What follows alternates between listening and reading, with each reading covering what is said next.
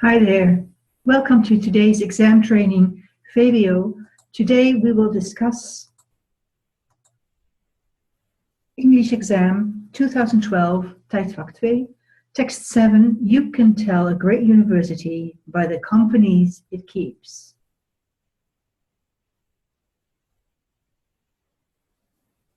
As usual, we will first have a look at the text and at the questions to see if there's anything that strikes us as interesting or as extraordinary. Let's have a look at the text first. You can tell a great university by the companies it keeps. Well, the expression is the company you keep. And here it says companies you keep. So this is like a play of words on the expression, the company you keep, the people you're with, as well as companies, which is plural of a company, a firm or a business.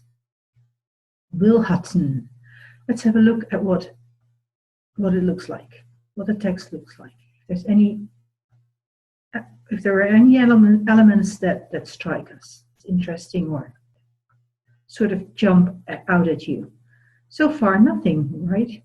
Okay, here comes. In paragraph 9, there's 2 gaps we need to tackle. 2 gaps. All right. And then we continue scrolling, and at the end we see the Observer, which is a British newspaper, 2008. All right. Let's have a look at the questions to see if that gives us any additional information. 29. Which of the following statements is in agreement with the contents of paragraph 1 and 2? That means you have to read paragraph 1 and 2 really carefully in order to answer this question. Question 30. What point does Wilhatten make about universities in paragraph 3? Wilhatten is the author of the article, as we have seen when the article was on the screen. 31. But those, a tricky task, alinea 4. Wat maakt de opdracht lastig? De task, de opdracht. Wat maakt die lastig? Tricky. Een lastige taak. Wat maakt het lastig? Okay. Question 32. Which of the following quotations reflects other university objectives at the end of paragraph 5? Okay, so we'll have to look up where it says other university objectives and then consider these 4 quotations. 33. Which of the following characterizes paragraph 6? So that means we have to read the entire article up to 6 already very carefully. 34. Op de open plekken in alinea 9 stond de naam van een persoon genoemd in alinea 7 of 8. Noteer op je antwoordblad, gevolgd door de op die plek passende naam. Okay, so we'll really have to read analytically to see what fits. 35. Leg in eigen woorden uit wat in alinea 9 wordt bedoeld met the golden egg. Het gouden ei. Dus van legendes. De kip met het gouden ei. Die moet je niet slachten, de kip met het gouden ei, want dan krijg je geen gouden eieren meer. En in het Engels betekent is diezelfde legende, is het dezelfde beeldspraak. 36. To forgo making money from research. Afzien van geld verdienen met onderzoek. To forgo, afzien van. Schrijf het erbij als je het niet weet. To forgo is afzien van. Geef de schrijver een concreet voorbeeld hiervan in alinea 10. Van het afzien van geld verdienen door wetenschap. En dan 37. Unless business radically changes its tune. Wat zou deze verandering moeten opleveren? Okay. Nou, dan gaan we terug naar de eerste vraag. We'll go back to the first question, which was 29. Which of the following statements is in agreement with the contents of paragraphs 1 and 2? Let's have a look at paragraphs 1 and 2. There goes. Here goes. Wilhatten is the author. The British are good at universities. It is not just that Oxford and Cambridge remain among the best in the world. Another dozen regularly rank in the international top 100. Given their relative poverty compared with American universities and the country's size, it's an extraordinary achievement. Okay, so the main idea here is British are good at universities, so let's underline that. And then it's not just that Oxford and Cambridge remain among the best in the world. The best in the world, 2 universities are the best in the world. Another dozen British universities rank in the international top 100. That's sort of the point made in paragraph 1. And then the rest of the paragraph says that it is quite extraordinary. Paragraph 2. Nor does it stop there. That's not all, it appears. Wherever there's a university, there is an identifiable buzz. And the buzz means what the word actually says, the noise that a bee makes. And if there's lots of bees, there's lots of stuff going on. That's where that expression comes from. An identifiable buzz means you can put your finger on all kinds of activity, identifiable. You can clearly see all kinds of activity. What they do, what the universities do, spills over into everything from cafe, club, and restaurant life, and local companies, large and small, feed off their research, academics, students, and graduates. So not only do they rank among the top 100 internationally, but whatever the universities do spills over in the rest of life in the country. So let's have a look at the questions to see which alternative best fits. All over the world, British academic standards are held in high esteem. Well, that seems to fit the idea that many universities rank in the top 100, so that could be correct. B, no other country has as many top universities as the UK. Was there a comparison made with other countries? Not really, so that's not correct. C, universities are the chief source of employment in British university cities. Nothing was said about employment in university cities. So that definitely leaves just A, and that's the correct answer. Question 30, what point does Will Hutton make about universities in paragraph 3? Okay, let's have a look at paragraph 3 and see what the main point is made by the author in paragraph 3. Universities are sources of intellectual, economic, and social vitality.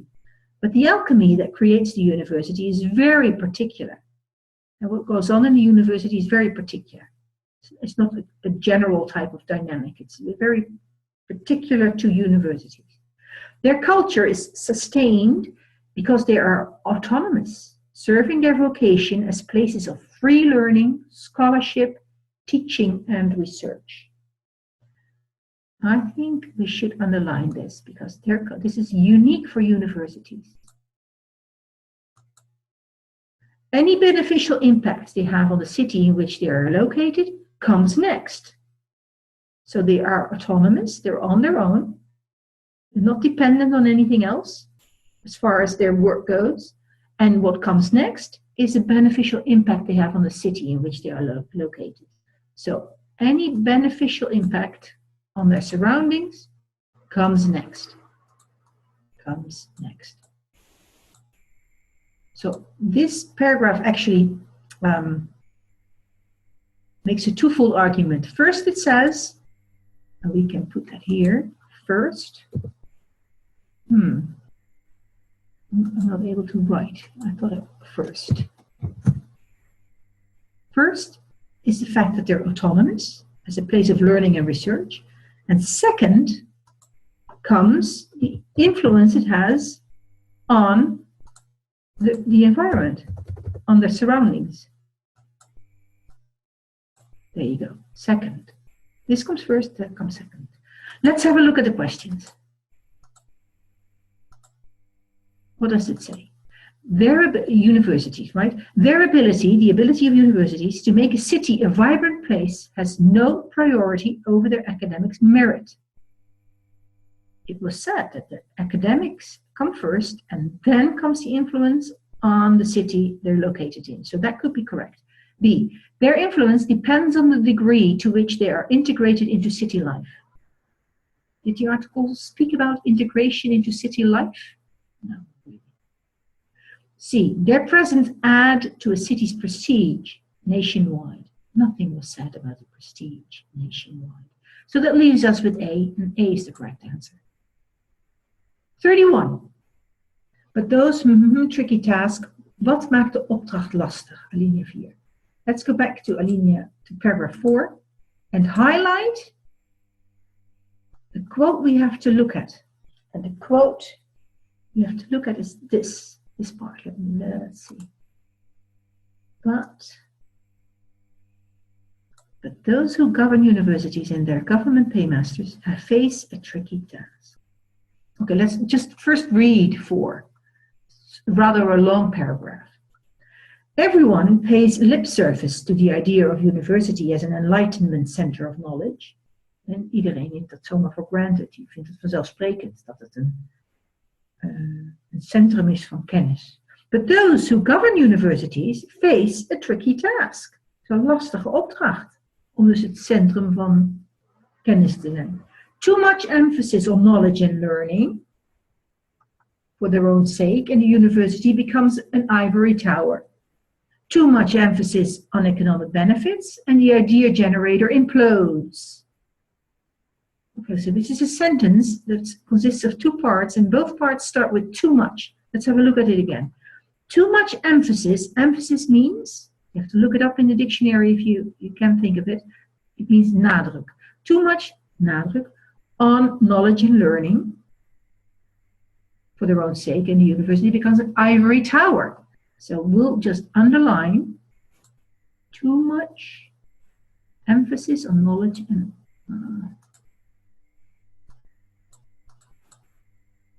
okay, here we go. Too much.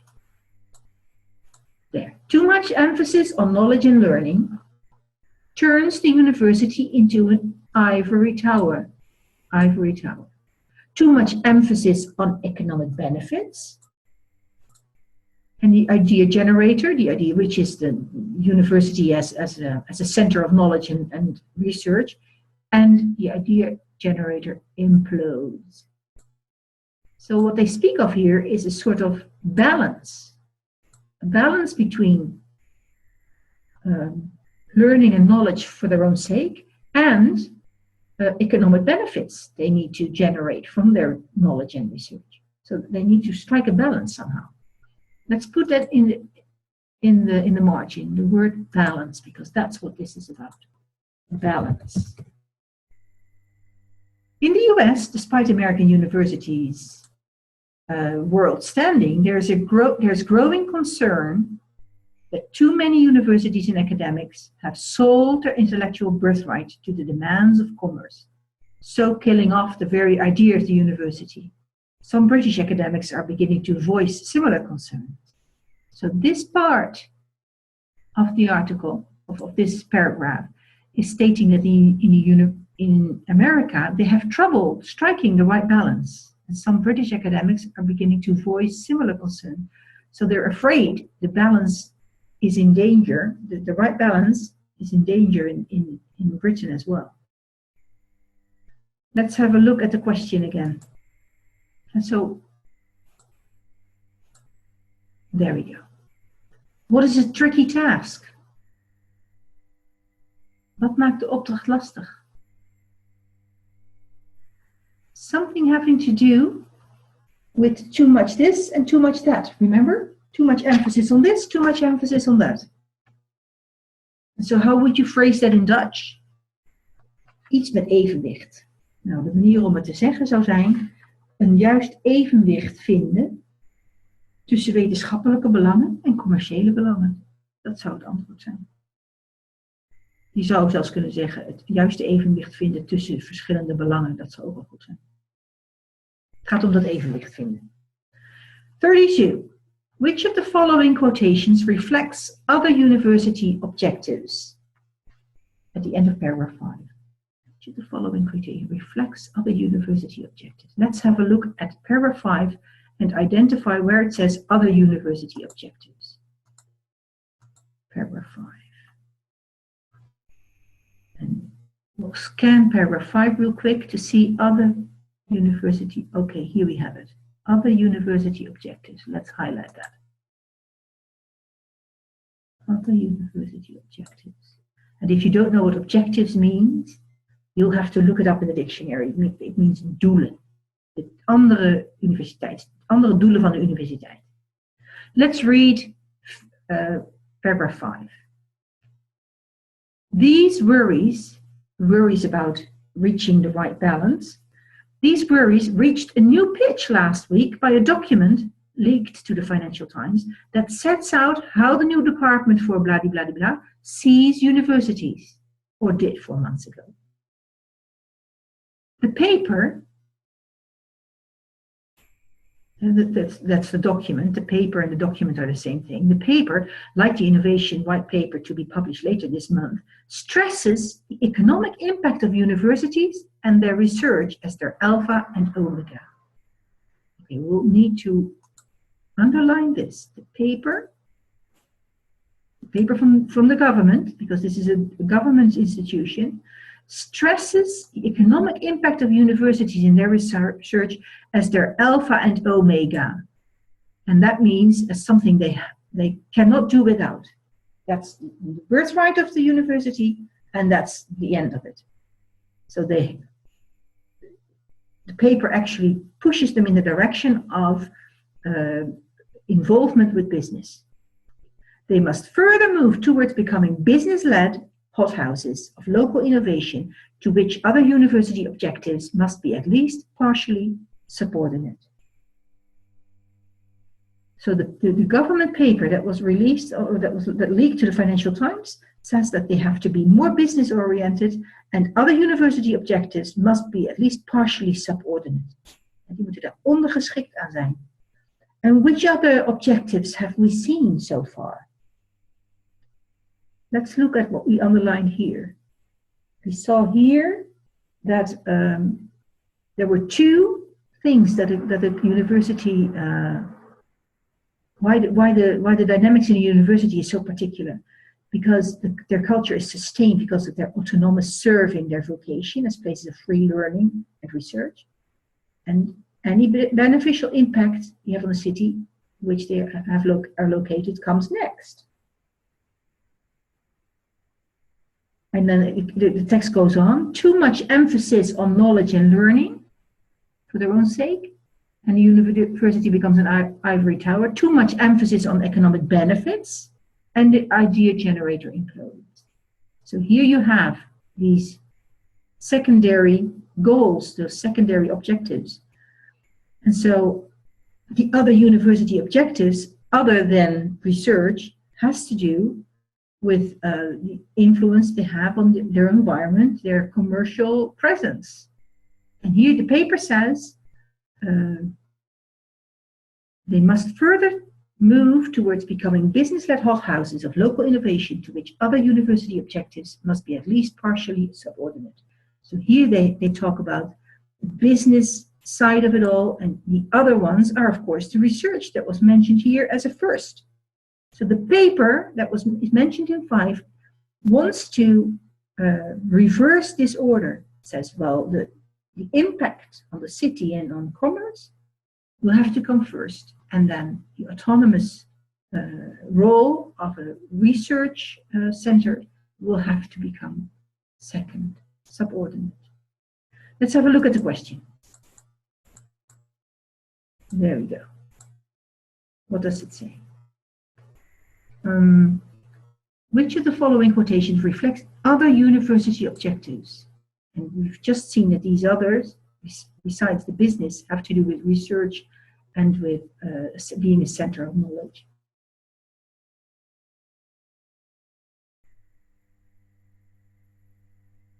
The alchemy that creates the university. Knowledge and learning for their own sake. Economic benefits and the demands of commerce. So this has to do with the dynamics, with the 2 interplaying. This has to do with knowledge and learning. This has to do with the business part of it. And this also has to do with the business part of it. So what do they mean with other universities? Let's go back to the text, because we have to decide which of the balance, which 2 poles we need to choose, which of the 2.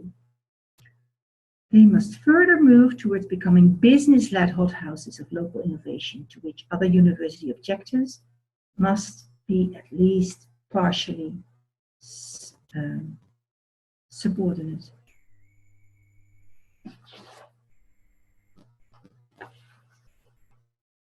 And so this is what we just talked about, reversing this sequence. And so here is mentioned the business part. And so this would be research part. Let's look at the question again. Which one was about the research? Alchemy, the create? No, this was the dynamics of the two trying to strike a balance. So this is the one that is about a research center. So the correct answer is B. Let's have a look at the next question. Which of the following characterizes paragraph 6? Paragraph 6.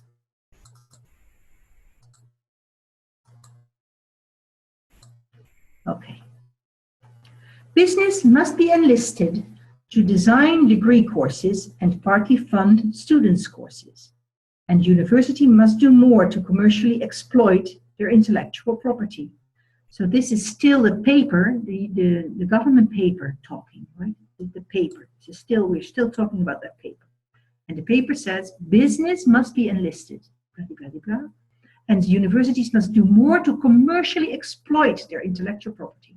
New money will go to the universities that get the message, and those who will which do not will live on short rations, with even their precious autonomy threatened.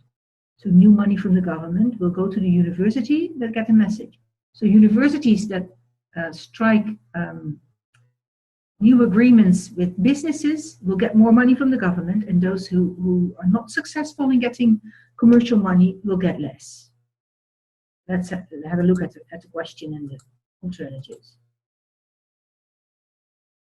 33a. It discusses the demands that commercial corporations lay upon universities. No, it's not. It's the demands of the government, so that's not correct.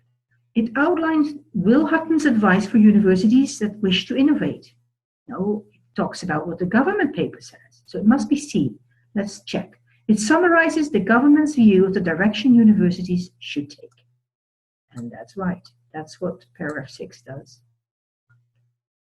Op de open plekken in alinea 9, 34a en 34b, stond de naam van een persoon genoemd in alinea 7 of 8.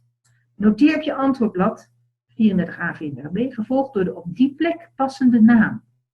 Dus dan moeten we 7, 8 en 9 lezen. Now remember what we are talking about. We are talking about the government wanting universities to move more into the direction of cooperating with businesses, to become more commercial. And this is where we left off at the end of 6. Already a row is brewing. Dus het begint al ruzie te krijgen.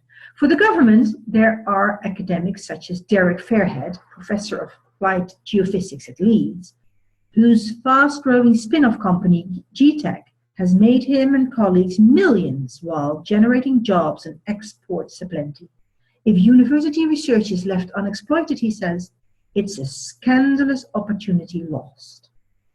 So here we see somebody, Derek Fairhead, let's highlight his name. And what he says is, if university research is left unexploited, it's a scandalous opportunity lost. So he's very much in favor of cooperation with businesses. Then, paragraph 8. The University of Nottingham's Philip Moriarty, let's highlight his name, professor of physics, takes the opposite view. Universities should not become the research and development wings of corporations, using taxpayers' money for research that does not serve the wider public interest. There are differences between how company and university scientists approach research, which must be respected to the last. So he actually says universities should not become the research and development wings of corporations. So he's very much in favor of a university being an autonomous center of research and knowledge. Very much opposed to what Derek Fairhead says. Now we come to 9 with the gaps. Both men recognize the tightrope they walk. Does not want to be cast as the defender of the ivory tower and the tightrope. So they both understand they have a balance to strike somehow, even though they disagree. There has to be a balance. 34a does not want to be cast as the defender of the ivory tower. And the ivory tower, we've seen that before, that was mentioned in connection to research and a center of research and knowledge. So that must be Philip Moriarty.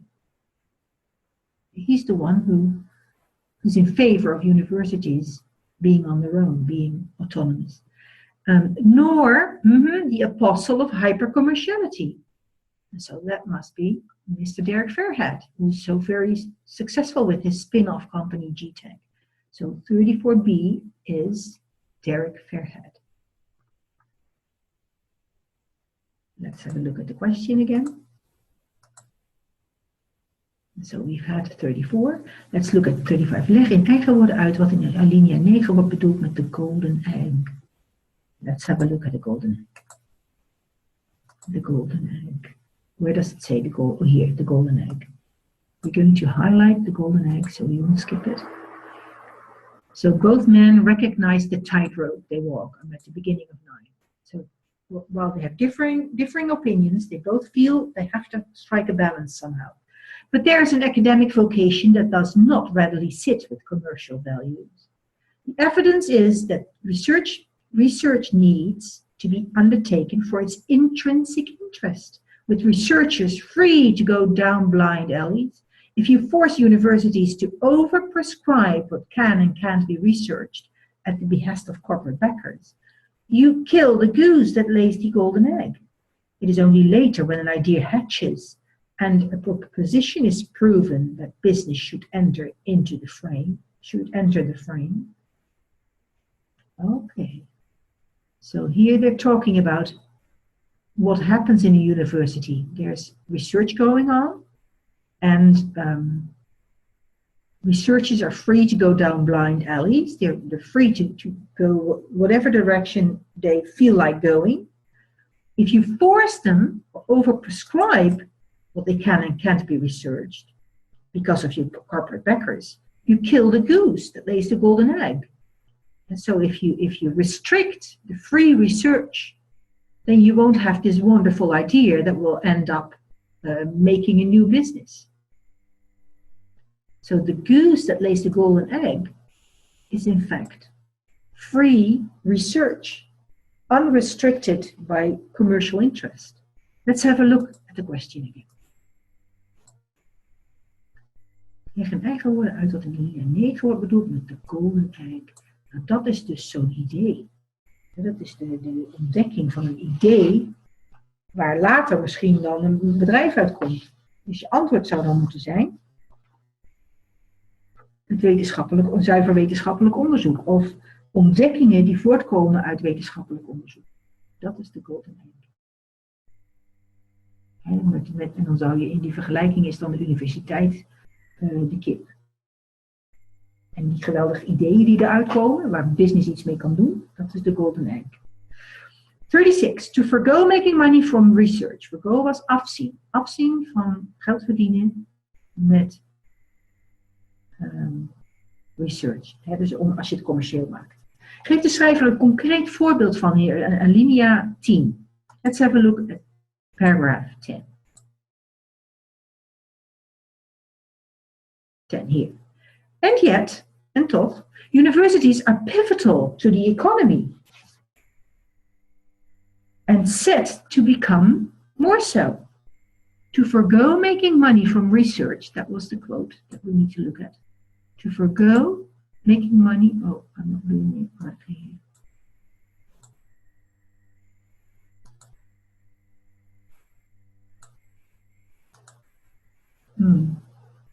Sorry about that. Okay, now here we go. There you go. To forgo making money from research is to ignore that truth. Which truth? Die waarheid negeren.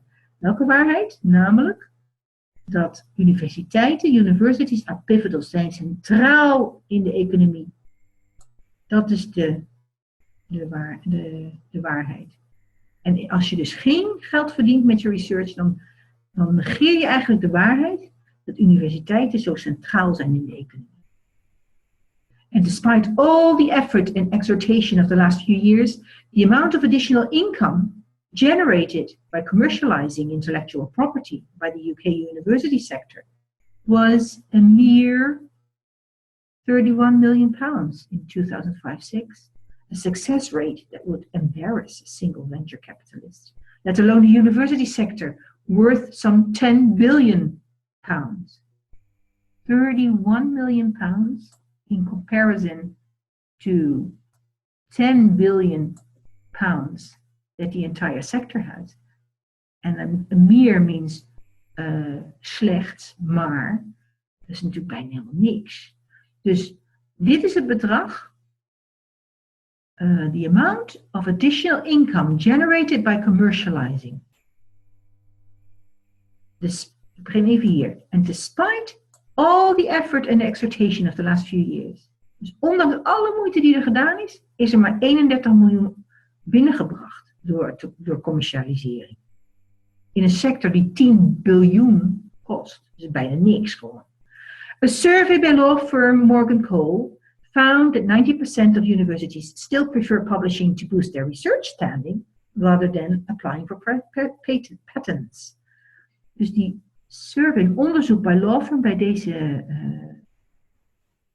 law firm, advocatenbedrijf, advocatenkantoor, die had ontdekt dat 90% van de universiteiten nog steeds voorkeur geven aan publiceren om hun research standing, dus het aanzien van hun wetenschappelijk onderzoek, een boost te geven.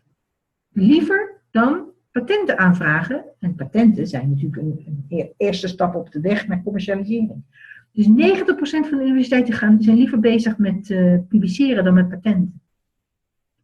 Dus dan snap je wel dat het maar 31 miljoen is, als 90% er helemaal niet mee bezig is. Dan gaan we naar de vraag over paragraaf 10. Let's go back to the question. Geeft de schrijver een concreet voorbeeld hiervan, van to forgo making money? Ja, hij heeft het over dat onderzoek dat aangeeft dat ze liever bezig zijn met publiceren dan met patenten. Dus die is dan niet zo moeilijk, die kunnen we vinden. En dan moet je de eerste twee woorden opschrijven, which are a survey. Dat is het antwoord op die vraag. Let's look at the last question. Unless business radically changes its tune. Wat zou deze verandering moeten opleveren? Sorry. Let's have a look at paragraph 11.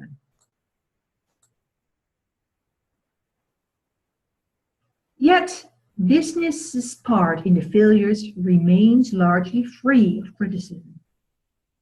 Business's part in the failures. Dus tot nu toe is er geconcentreerd op de rol van de universiteiten in het mislukken van die samenwerking tussen universiteiten en bedrijven. Maar het aandeel wat de bedrijven hebben in die mislukkingen is nog helemaal niet onderwerp van kritiek geweest. Yet, business's part in the failures remains largely free of criticism. Business wants research on the cheap, and too frequently, it is as much its failure that ideas do not become translated into business propositions as a recent pro-business review of university business links conceded. Oké, dus dan hier is er al een review dat heeft toegegeven dat het net zo goed de schuld is van de bedrijven dat nog niet op gang gekomen is. Nor is business any more generous about training. En business is ook helemaal niet zo gul wat betreft het trainen. At the last count, there were just 2,045 students who were part-funded by business in doing their foundation degrees. The chances of lifting that number by some 100,000 over the next 12 years to meet the government's targets, unless business radically changes its tune, are zero. Dus waar gaat deze paragraaf? Die gaat over dat businesses are to blame just as much as universities are. And then the last part is about students funding. The funding that students receive from businesses to complete their studies. And so there were only 2,045 students And the chances of lifting that number, en de kans om dat aantal omhoog te krijgen tot 100,000 over the next 12 years to meet the government's target, are zero. Behalve, unless, business radically changes its tune. Tenzij de zakenwereld radicaal omkeert. Laten we naar de vraag kijken. Let's look at the question again. Unless business radically changes its tune. Wat zou deze verandering moeten opleveren? Nou, dat verschil opmaken tussen die 2045 en 100.000 studenten die een beurs krijgen van een bedrijf. Dus je antwoord moet dan zijn, veel meer plaatsen voor studenten, je opleiding gedeeltelijk wordt betaald door bedrijven, of enorme toename in het aantal studenten die financieel ondersteund worden door bedrijven. Een antwoord met die strekking. Oké, that was it for today. Thank you for joining. I hope to see you next time. Bye.